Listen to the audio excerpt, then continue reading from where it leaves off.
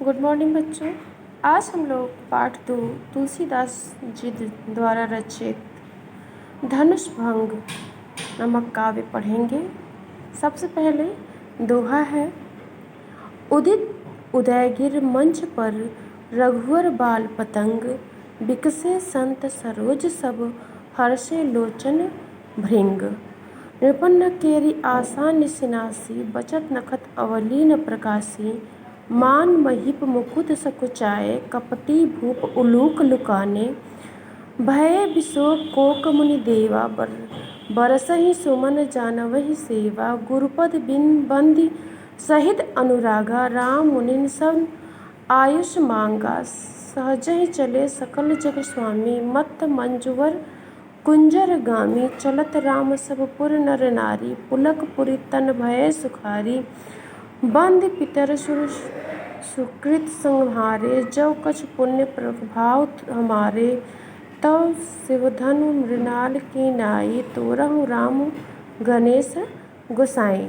प्रस्तुत पंक्तियाँ हमारी पाठ्य पुस्तक काव्य संकलन के धनुष भंग शीर्षक से अवतरित हैं। इसके रचयिता गोस्वामी तुलसीदास जी हैं। इसका प्रसंग है, बहुत ही मार्मिक प्रसंग है। धनुष यज्ञ के मांगलिक अवसर पर अपने गुरु विश्वामित्र के साथ श्री राम लक्ष्मण जनकपुरी में सभा में उपस्थित हुए हैं। कोई नृपति धनुष को हिला नहीं सका तो जनक चिंतित हो जाते हैं। तब सबकी चिंता दूर करने हेतु गुरु की आज्ञा से रामचंद्र मंच पर पहुंचते हैं।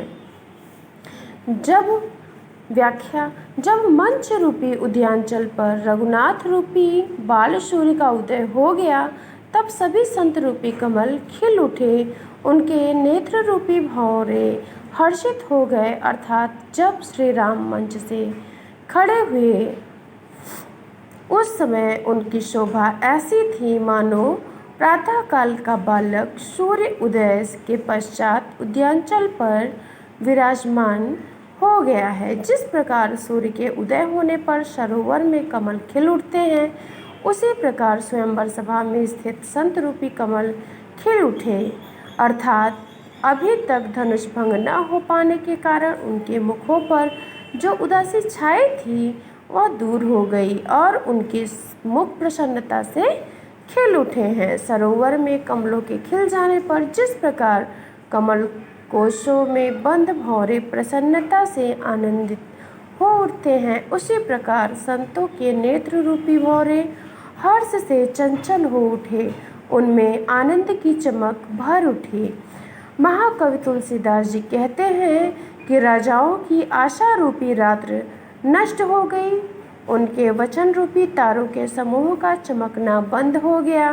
वे मौन हो गए। अभिमानी राजपुरुष मुकुट संकुचित हो गए और कपटी राजपुरुष उल्लू छिप गए। मुनि और देवता रूपी चकवे शोक रहित हो गए। वे फूल बरसाकर अपनी सेवा प्रकट कर रहे हैं। प्रेम सहित गुरु के चरणों की वंदना करके श्री रामचंद्र जी मुनियों से आज्ञा मांगी। समस्त जगत के स्वामी श्री राम जी सुंदर मत वाले श्रेष्ठ हाथी की सी चाल से स्वाभाविक ही चले। श्री रामचंद्र जी के चलते ही नगर भर के सब स्त्री पुरुष सुखी हो गए और उनके शरीर रोमांच से भर गए। उन्होंने पितर और देवताओं की वंदना करके अपने पुण्यों का स्मरण किया।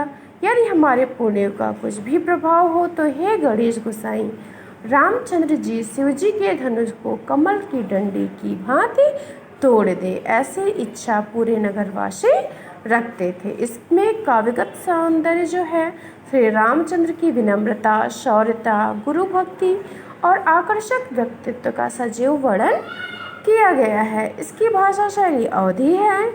शैली प्रबंधात्मक है। छंद दोहा और चौपाई है। रस वीर और श्रृंगार रस है। गुण प्रसाद गुण है। अलंकार रूपक अलंकार है। दूसरा दोहा है। राम ही प्रेम समेत लखी, सखिन समीप बुलाए। सीता मातु सरेह सब, बचन कहाँ बिलखाए। सखी सब कौतुक देख निहारे, जे ज्यों कहावत त्यों हमारे कोठ न बुझाई कहें गुर पाही। ए बालक असे हठ भली नाही रावण बाण छुआ नहीं चापा। हारे सकल भूप करि बापा सो धन राज कुंवर कर देही। बाल मराल के मंदर लेही भूप सयानप सकल सिरानी। सखी बिगी गति कछु का जाति न जानी बोली चतुर सखी मृदुवानी। तेजवंत लघु गणियन रानी कहाँ कुंजक कहाँ सिंधु अपारा। सोसेठ सुजसु सकल संसारा रवि मंडल देखत लघु लागा। उदय तासु त्रिभुवन तम भागा।